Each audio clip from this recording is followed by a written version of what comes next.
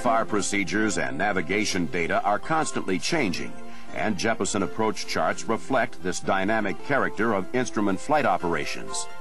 This program, entitled Approach Charts, is designed to help you easily recognize and understand the features depicted on Jeppesen charts and to increase their usefulness when you plan and fly instrument approaches. Before beginning, it should be noted that Jeppesen does not create the criteria or devise the procedures for an approach.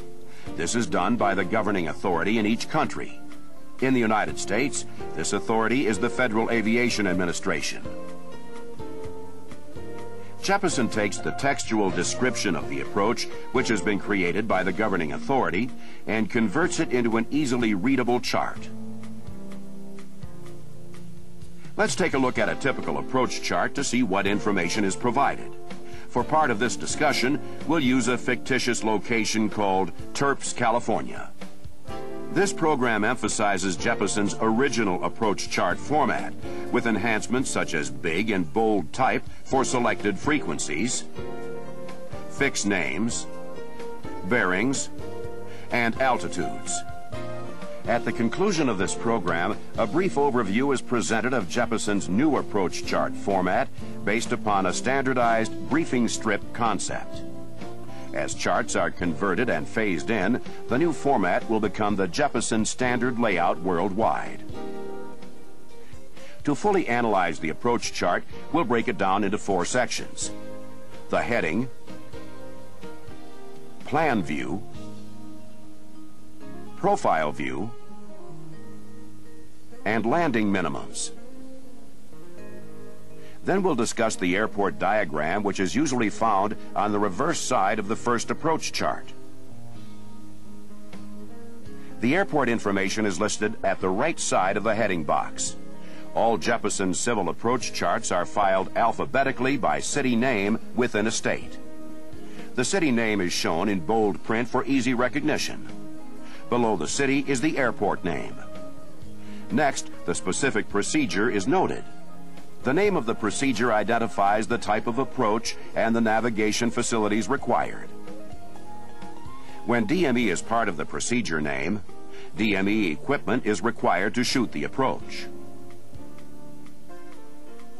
Where straight-in minimums are not provided, the approach is identified with a letter and only circle-to-land minimums are specified. Here you can fly the circling approach by using either the VOR DME RNAV or by using Global Positioning System. When GPS can be used for the approach, the 4-letter Jeppesen Nav Data Airport Identifier is added to assist in selecting the appropriate airport information from the GPS database. This section of the chart also includes the procedure's primary navigation aid and frequency along with the identifier. Below this is the airport elevation, which is the highest usable landing surface on the airport. In contrast, the touchdown zone elevation is the highest elevation within the first 3,000 feet of the landing surface. To the left of the airport information is a small circle which shows the minimum safe altitudes, or MSAs, for the approach. The altitude shown in each sector provides a minimum of 1,000 feet of obstacle clearance within a 25 nautical mile radius of the navigation facility listed below the circle. If the normal 25-mile radius does not apply, it is noted below the navigation facility identifier. Notice that the sectors are formed by magnetic bearings to the station. In this example, the northeast sector is formed between the 180 and 270 degree bearings. There are 2 things to remember about MSAs. First, if the navigation facility for the approach does not provide full azimuth reference information, such as an ILS, the minimum safe altitudes may be based on the primary omnidirectional facility in the area. In the case of current RNAV approaches, MSAs are predicated on an RNAV waypoint, which is usually the missed approach waypoint. The second consideration is that the MSAs may be different for each approach at the same airport, because the approaches themselves may use different facilities.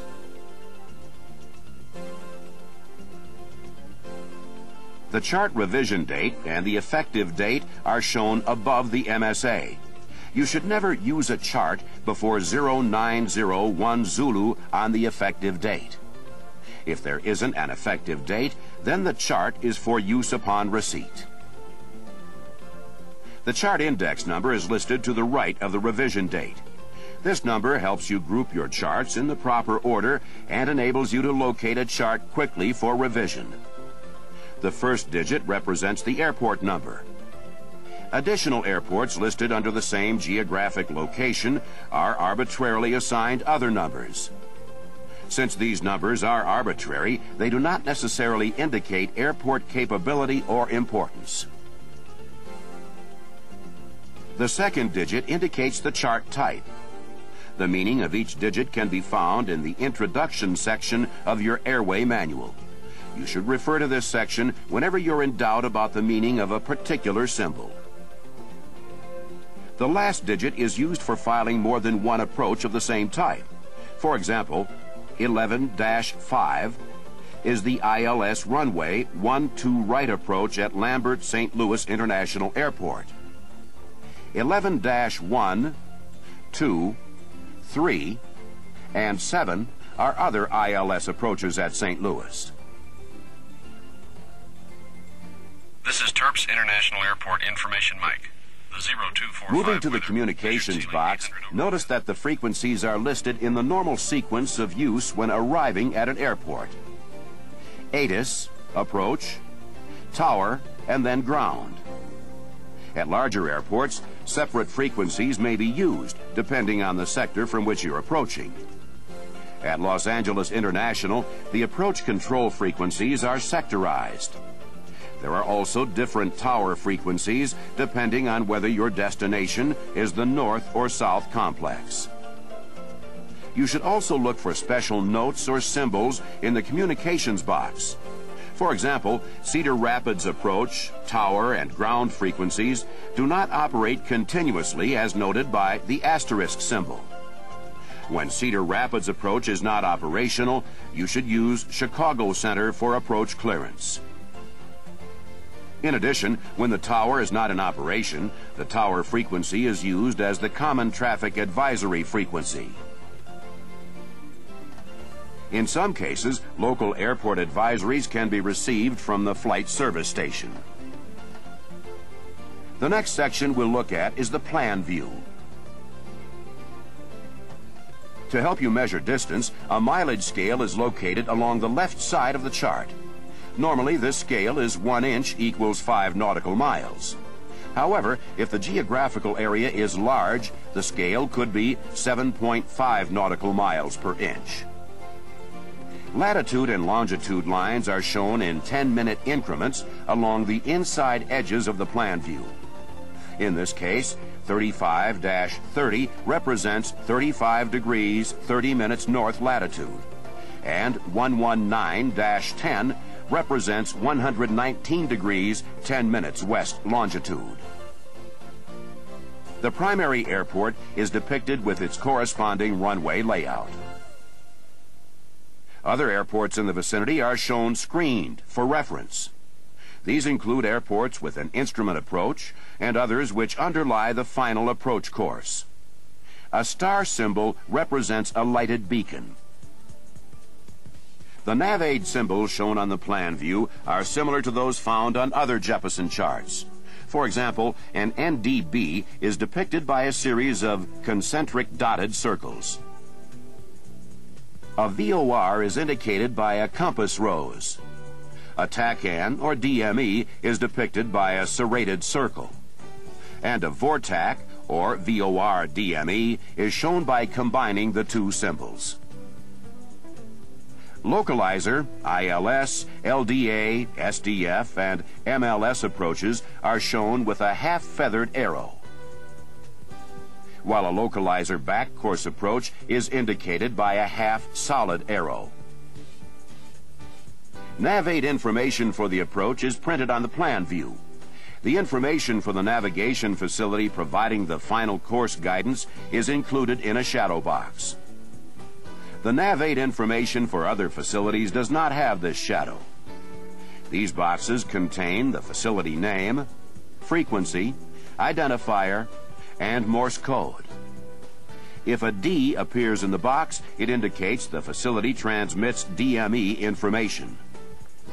For VORs, a letter T appearing in the box indicates that the station is a terminal class facility. These nav aids are used primarily as approach aids and are normally not part of the en route structure. An L indicates a low altitude class VOR, while an H is used with high altitude stations. If the facility is a localizer, ILS, LDA, SDF, or MLS, the nav aid information is enclosed in an oval. On localizer back course approaches, the front course is also included for aircraft with HSI equipment. By setting in the front course, the HSI displays normal sensing. Some man-made and natural objects are depicted on the plan view as reference points.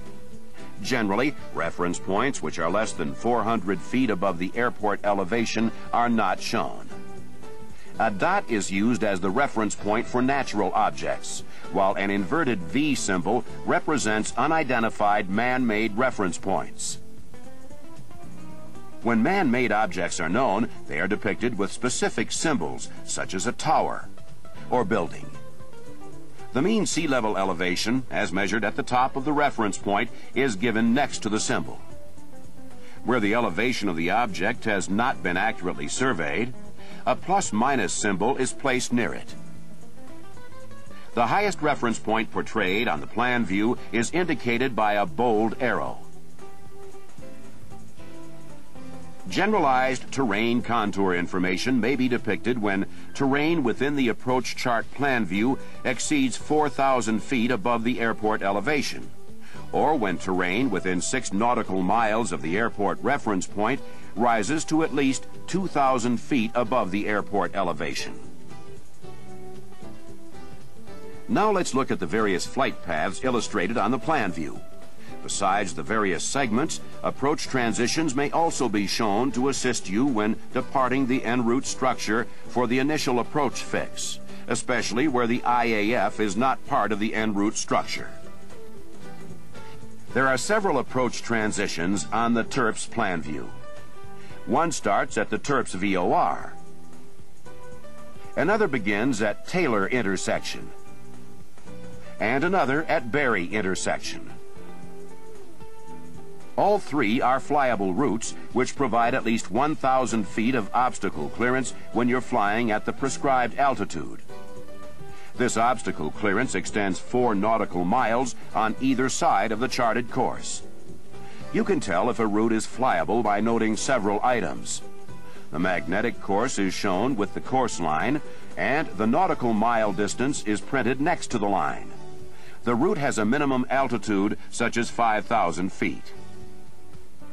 In addition, a flyable route uses a heavier line weight and a larger arrowhead than the line used to indicate VOR cross radials or NDB bearings forming a fix.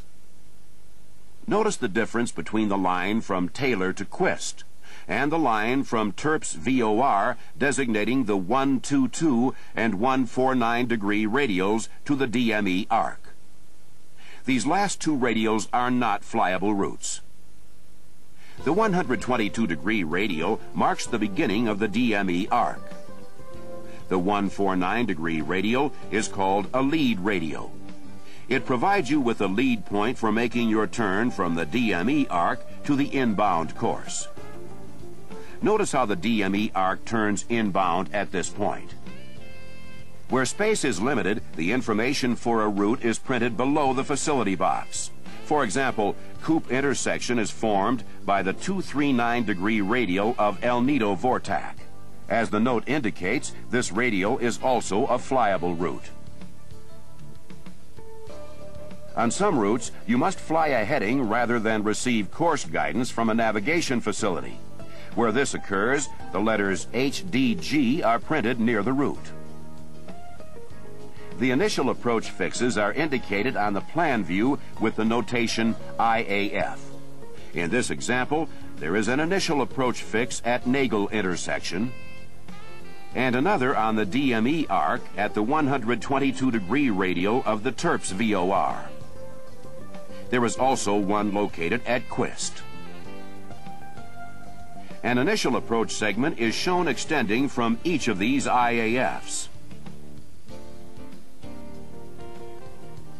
If a procedure turn is authorized, it is depicted on the plan view. When this type of symbol is used, you may reverse course any way you desire as long as you stay within protected airspace. You must also stay at or above the minimum altitudes and within the distances shown on the profile view. However, some course reversals are not optional. When a procedural track is charted, such as this teardrop or this holding pattern, you must fly the procedure exactly as shown unless you're being radar vectored. Where the notation "no PT" appears, a procedure turn is not required or authorized. The intermediate segment for this approach at Terps when arriving from the southeast begins at Stein intersection, or when you're aligned with the final approach course after flying the DME arc, or after flying the procedure turn. While on the intermediate segment, you are provided with a minimum of 500 feet of obstacle clearance. The width of this segment tapers from 4 nautical miles on either side of the course at the start of the segment down to as little as 2 nautical miles at the final approach fix. The final approach segment begins at the final approach fix. On a precision approach, this is where you intercept the glide slope at the minimum glide slope intercept altitude. This interception usually occurs near the outer marker, which in this case is Quist. The symbols at Quist indicate that a non-directional beacon is co-located with the outer marker, shown with the fan symbol, and with an intersection shown with a triangle. Therefore, if you're unable to identify Quist with your marker beacon, you can use the ADF or the VOR receiver to identify this fix. The final approach segment ends at the runway or the missed approach point, whichever is encountered last. The initial maneuvering course for the missed approach is shown on the plan view by a dashed line. Where information concerning the missed approach continues off the plan view, an inset is provided. The inset area is not drawn to scale.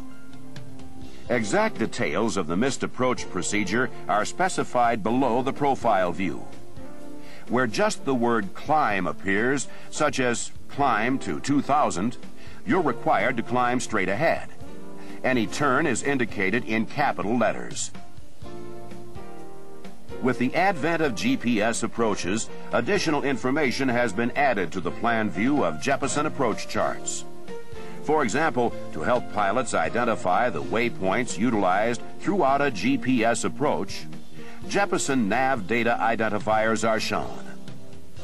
These are the same identifiers which will appear in your GPS display and help you visualize your next active waypoint as you sequence through the approach.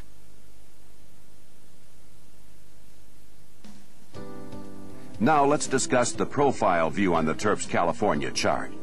This section of the approach chart is a side view of the procedure, but is not drawn to scale like the plan view. The profile view simply depicts the altitudes, fixes, distances, and magnetic courses to be flown.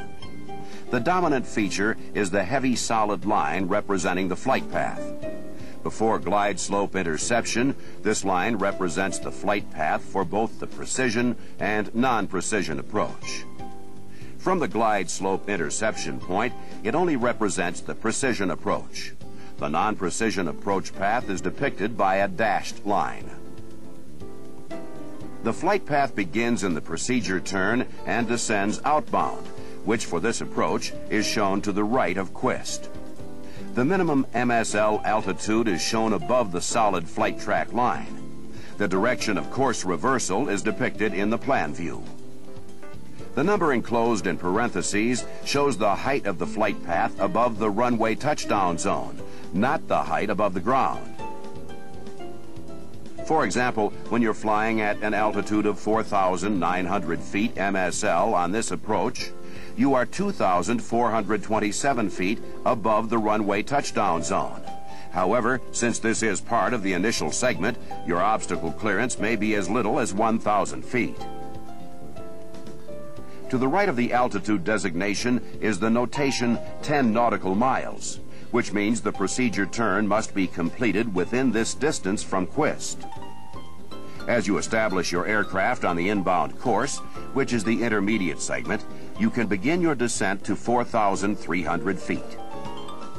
On an ILS approach, the point where the solid line begins to descend represents the point where you'll intercept the glide slope when you're at the minimum glide slope intercept altitude. For a precision approach, this is the final approach fix, or FAF, and the beginning of the final approach segment.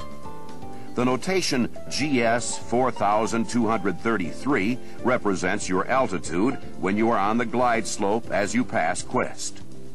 For the localizer, glide slope out, or non-precision approach, however, you cannot begin your descent from 4,300 feet until you reach the final approach fix, which is indicated by the Maltese cross symbol. For this localizer-only approach, the dashed flight path indicates a descent from Quist to the minimum descent altitude.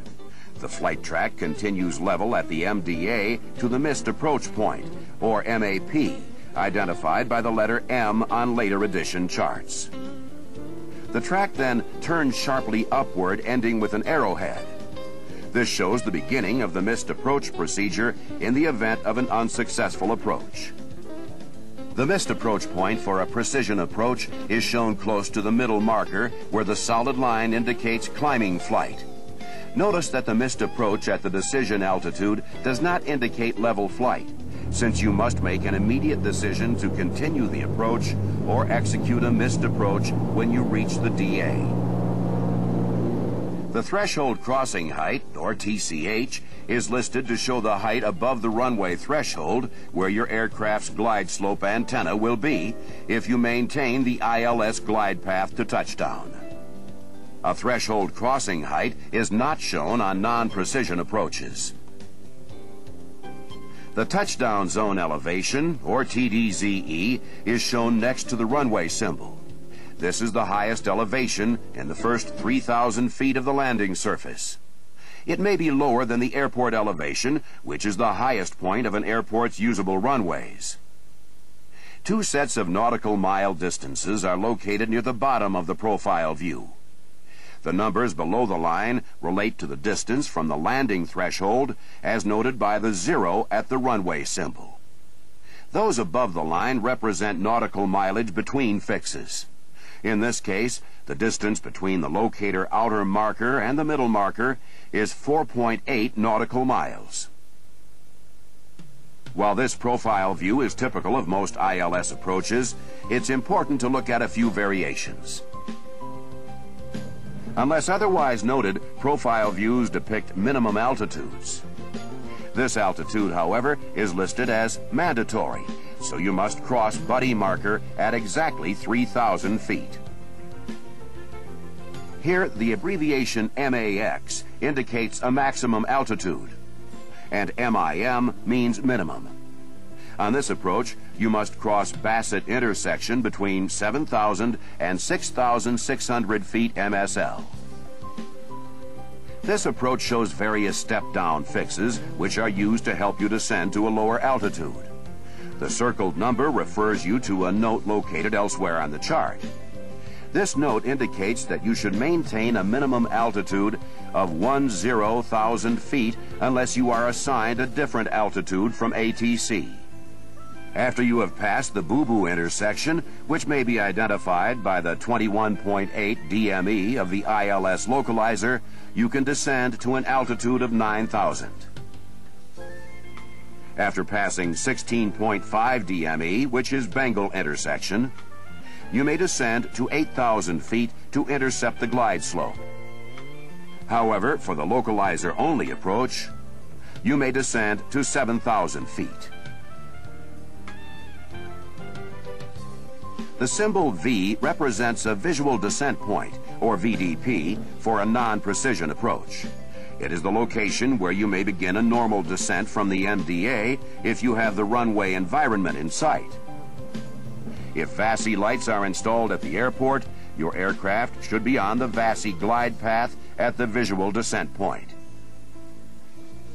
This VDP is identified by the 5.1 DME fix. This point is an advisory fix, as noted by the thin vertical line. To descend, the approach threshold of that runway or approach lights or other markings identifiable with the approach end of that runway must be clearly visible. When a course reversal is not authorized, you will see this format. Note the absence of a solid flight path line below the 2,000-foot altitude to the right of the VOR. This indicates that 2,000 is the beginning altitude for the straight-in procedure. On this approach, the two facing arrows indicate you must use a holding pattern as your course reversal. You can find the direction of the turns on the plan view.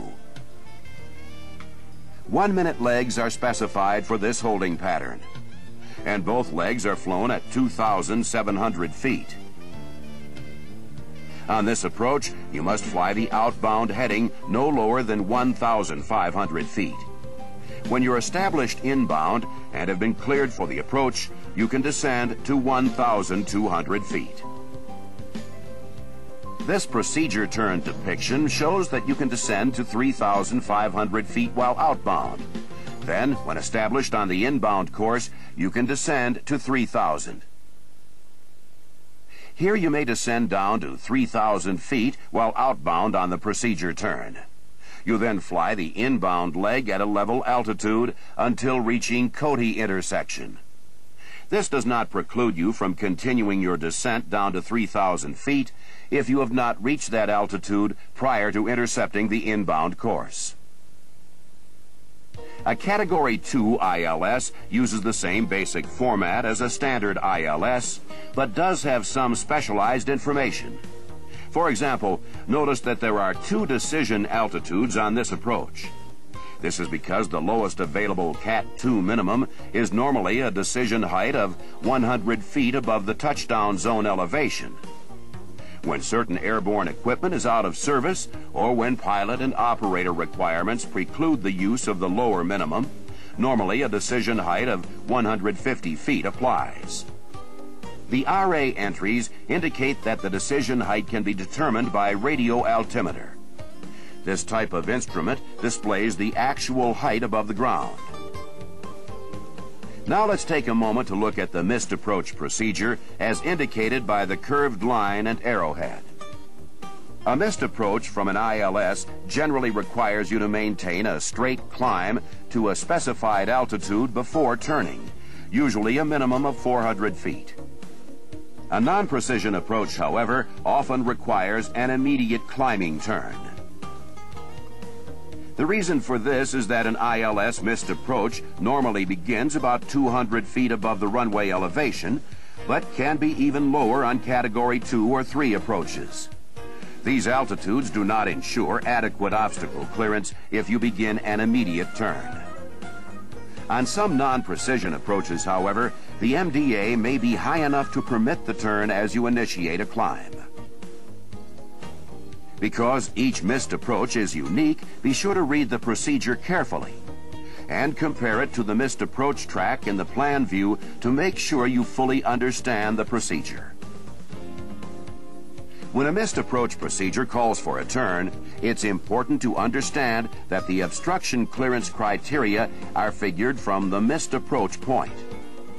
If you begin a missed approach prior to the MAP, you may pull up and begin a climb, but you may not begin the turn until you have reached the missed approach point.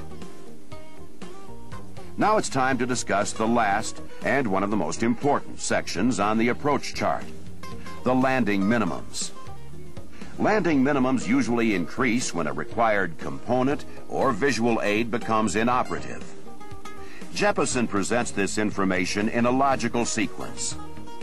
For instance, the lowest minimums are located on the left side of the box. As you move to the right, the minimums increase. On most approach charts, the minimums table actually represents two groups: straight in and circle to land. On ILS approach charts, the straight-in landing section is further divided into minimums with and without the glide slope. On the left-hand side of the minimums box, aircraft categories are represented by the letters A, B, C, and D. The first column of an ILS approach is designated as full. The minimums within this column apply when all components are operational. In this example, no matter which category of aircraft you're flying, you can descend to a decision height of 200 feet above the touchdown zone elevation, which at this location is a decision altitude of 2,673 feet MSL. Notice that these figures are labeled DA parentheses H. The DA, or decision altitude, is the MSL altitude where you must make your decision to execute a missed approach or to continue the approach. The DH, or decision height, is shown within the parentheses. For the full ILS, you must also have a touchdown runway visual range of 1,800 feet, or if RVR is not reported, a visibility of 1/2 statute mile. As you move to the right, you can see how the visibilities change for various inoperative lights. If more than one component is inoperative, you must use the more restrictive minimum. For example, if both the runway centerline lights and approach light system are out, use the minimums listed in the ALS out column. For the localizer, glide slope out, or non-precision approach, the figures are labeled MDA parentheses H. The MDA, or minimum descent altitude, is the MSL altitude below which descent may not be made without visual reference. The H, or height, is shown within the parentheses.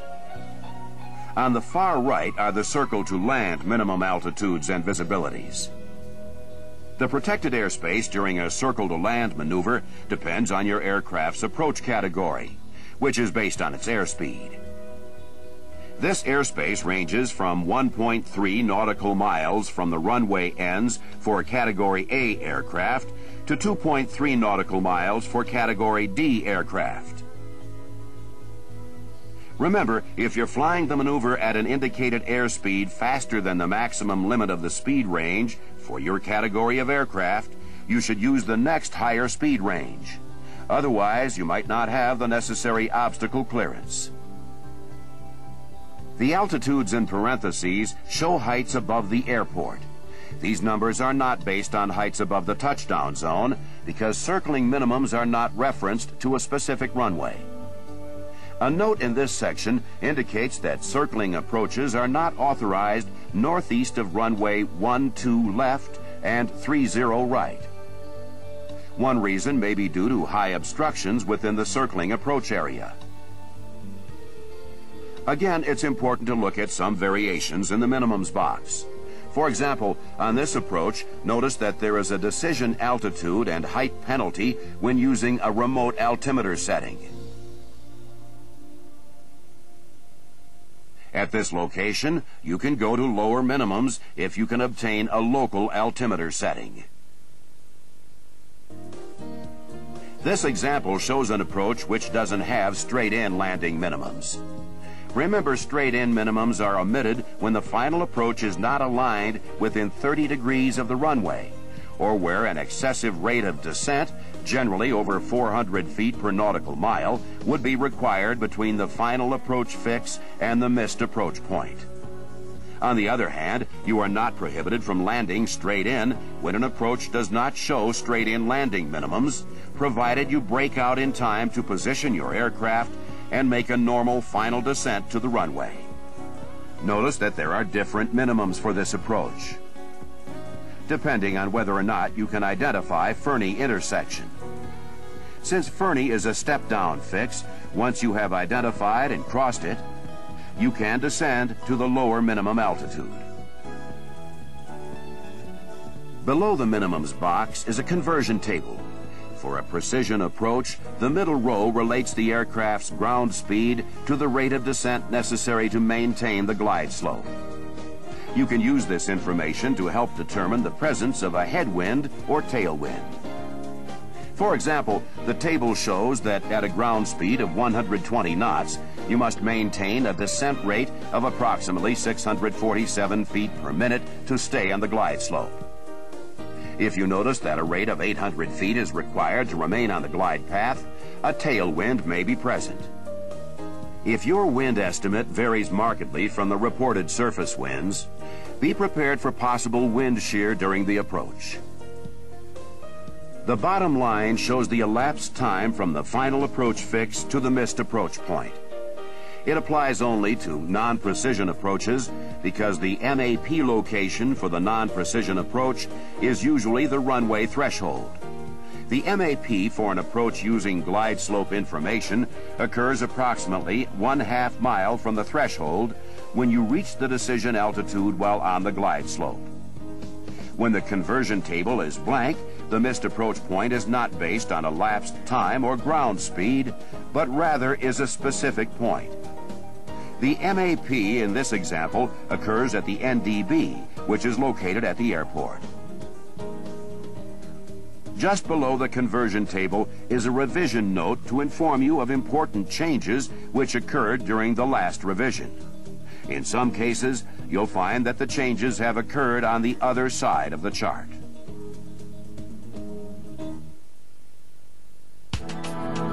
When airborne, you have plenty of navigation information to help you locate your position. But once on the ground, orientation becomes a different challenge, especially at unfamiliar airports. The airport chart is a valuable aid in this situation. It is usually located on the reverse side of the first approach chart for each airport.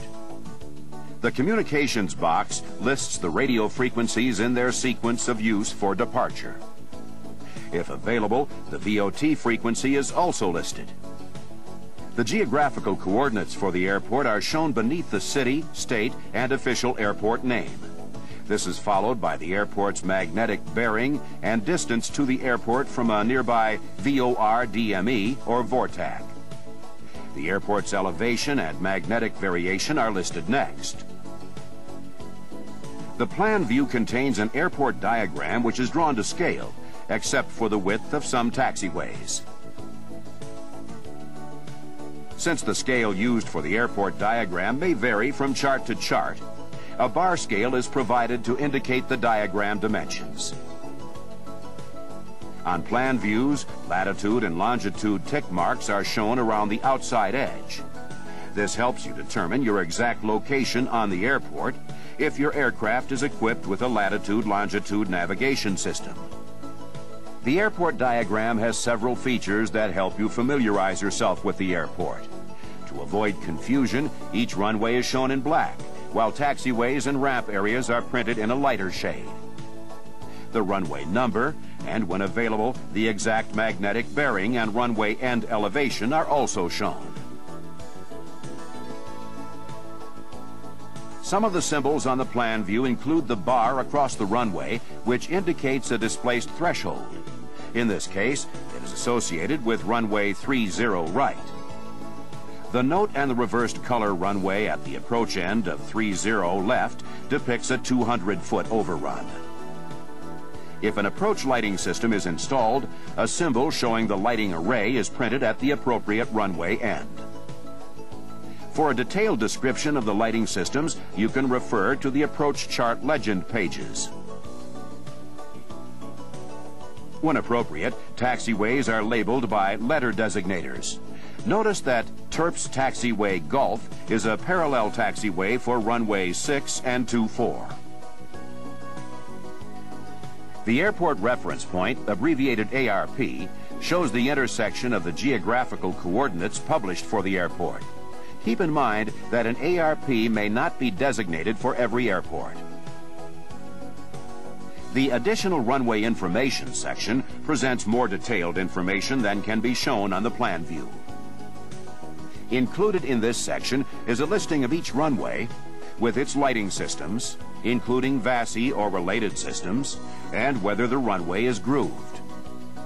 Also included are the usable lengths of the runways beyond the threshold and glide slope, and the usable takeoff distance if the takeoff is restricted. The last column shows the width of the runways. The bottom portion of this section identifies special runway information. This information is noted by ball flags in the runway column. The last section of the airport chart shows takeoff and alternate minimums. The title Takeoff and IFR Departure Procedure is used to indicate that both takeoff minimums and IFR departure procedures are specified. The specific departure procedure for each appropriate runway is contained in a textual format. When an IFR departure procedure is not specified, this table is just titled Takeoff. Within this section, the standard and lower than standard takeoff minimums for individual runways or groupings of runways are shown for commercial operators and air carriers. For example, the STD column under each grouping reflects the standard takeoff minimums prescribed in the FARs for aircraft with 1 or 2 engines, and for aircraft with more than 2 engines. Remember, if you're operating under Part 91, you are not required to comply with the published IFR takeoff minimums. However, you should realize that these minimums have been established for the operation of commercial aircraft. Therefore, it is wise to comply with the standard minimums. Also keep in mind that the publication of lower than standard minimums does not constitute authority for use by a given commercial operator. To be able to use the lower minimums, commercial operators must obtain appropriate approval in their operation specifications. For example, if the centerline lights and runway centerline markings are available on runway 12 left, 30 right, some operators can take off with as little as 600 feet RVR, providing there are at least 2 operational transmissometers. The next column, entitled Adequate Visual Reference, is another lower than standard category which may be permitted for some operators. What this means is that you must have a visual reference which allows you to continuously identify the takeoff surface and maintain directional control throughout the takeoff run. This is usually provided by runway markings or lighting. Notice that in order to take off on runway 6 with at least the standard visibility minimum, you must be able to maintain a minimum climb rate of 340 feet per nautical mile to 3,100 feet. If you are unable to meet the climb requirement, you must have a ceiling of at least 300 feet and 1 statute mile visibility. To the far right of the chart, the alternate airport weather minimums are published. These minimums are listed only when the airport may be used as an alternate on your flight plan. Where the airport is not authorized as an alternate, the notation NA appears in the box. The proper execution of an IFR approach takes planning, coordination, and the ability to accurately extract information quickly from the charts. You should never take anything for granted. Even if you have performed the same approach many times, it's important that you review the charts and check for any recent changes. Now that we have completed our review of Jeppesen's original approach chart format, let's take a look at the new approach chart format based on the briefing strip concept. Eventually, all Jeppesen approach and airport charts worldwide will be converted to the new format. The general layout of the new approach chart format includes the following sections: Heading, Plan View, Profile View, and minimums. The heading section consists of heading information, communications, pre-approach briefing information, and the minimum safe altitude, or MSA, graphic. The plan view section includes the approach plan view graphic. The profile view section contains the profile view graphic, conversion tables, and icons. The minimum section contains landing minimums. Basic approach information is presented in the sequence in which pilots would normally brief or review the procedure prior to flying it. The new format incorporates human factors evaluations, a standard pre-approach briefing sequence of information, crew resource management or CRM techniques, and an emphasis on usability and legibility. Rearrangement of information on the new chart format concerns how pilots review and use the chart data. For example, the upper right corner of the heading information is accessed first by most pilots. The flow is then right to left, and the arrangement of information is designed to keep it visible even when the chart is clipped to the control column. Pilots typically refer next to communications, then through the pre-approach briefing information and MSA. The typical usage pattern continues down through the approach plan view graphic, profile view graphic, conversion tables and icons, then finally into the landing minimums. As we examine the new chart format in more detail, notice that the location name and procedure identifier help you quickly identify and retrieve the approach to be briefed and flown. At a location, charts are grouped or indexed by similar procedure type: ILS, VOR, NDB, etc., and sequenced according to runway number, lowest to highest. For example, ILS runway 16 is before ILS runway 34. To verify that the selected chart is correct and current, pilots review the grouping of the Jeppesen Nav Data, or ICAO, airport identifier, the airport name, chart index number, and date. Communication frequencies are arranged horizontally. Notice that the frequencies are listed left to right in the normal sequence of use from arrival to touchdown. The pre-approach briefing information and MSA section starts with the primary navigation aid used for the approach. For example, on ILS approaches, this will be the localizer. Included is the nav aid type, identifier, and the associated frequency enlarged and made bold. The final approach course bearing is next, which is also found in the plan view and profile view, and it's depicted in big and bold type. As we continue horizontally, the next box contains the glide slope altitude at the outer marker, or equivalent position for precision approaches, or the minimum crossing altitude at the final approach fix, or equivalent position for non-precision approaches. Notice the use of big and bold type. The name or identification of the associated nav aid or fix is included in this box. Remember, step-down fixes may exist between the FAF and MAP. Refer to the profile view for complete information. Contained in the next box is the decision altitude, or minimum descent altitude, and the box lists the lowest minimum altitude in large bold type, and the height for the straight-in landing. Under certain conditions, this box may contain a note referring you to the minimum section. You should always review the minimum section for complete information. The final box in this row contains the airport elevation and the touchdown zone or runway end elevation in large bold type. On the original chart format, only the airport elevation is found in the heading section. Complete instructions for the missed approach procedure have been moved into the heading section. They are placed here because the entire missed approach procedure is typically referenced during the pre-approach briefing. Additionally, missed approach information is shown in graphical form in the plan view. General equipment or procedural notes associated with the approach are found together in this common placement area of the new format. Altimetry information is also found here.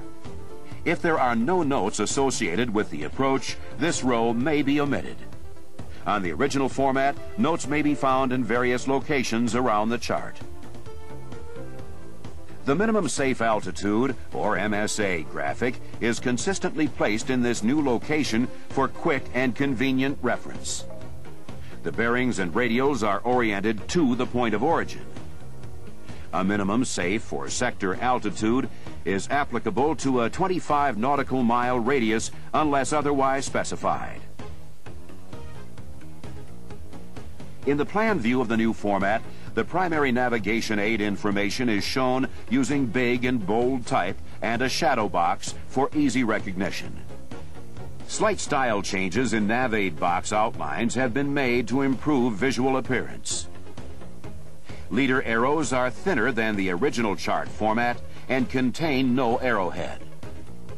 Large bold type is used to help recognize and visually identify the names and idents of airspace fixes associated with the approach procedure, along with the final approach course bearing.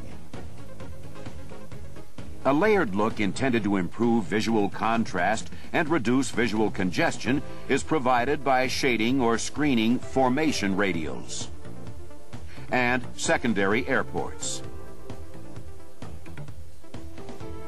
There are several enhancements in the profile view graphic. For visual reference, big and bold type is used for the names and idents of airspace fixes associated with the approach procedure. Bold type is also used for the glide slope altitude at the outer marker or equivalent position for precision approaches and the minimum crossing altitude at the final approach fix or equivalent position for non-precision approaches. The profile view graphic also shows the existence of any step-down fixes and altitudes between the FAF and MAP. The final approach course bearing is enlarged and made bold for visual recognition. To reduce visual congestion and enhance chart clarity and recognition of surrounding chart data, the symbols for nav aids and fixes are screened or shaded. The touchdown zone or runway end elevation is also enlarged and made bold. The new format places the conversion tables below the profile view graphic for improved usability. The new position reinforces the relationship between the profile view graphic and the conversion table information. A major addition to the new chart format is the graphic depiction of the applicable approach light system, or ALS, for the straight-in approach runway. When visual descent lighting aids are available, such as REAL, VASI, or PAPI, they are shown on the appropriate side of the runway. An explanation of the symbols used for approach lights is found in the approach chart legend. Another new feature is the addition of missed approach icons. Located below the profile view graphic is a series of symbols which represent initial pilot actions in the event of a missed approach. They provide symbolic information about the initial up and out maneuvers only. In this example, the icons are read as climb to 5,800 feet, then climbing left turn to 8,000 feet, via a 260-degree heading. Always refer to the missed approach instructions in the heading section and the plan view graphic for complete information about the missed approach procedure. The presentation of landing minimums is unchanged in the new format.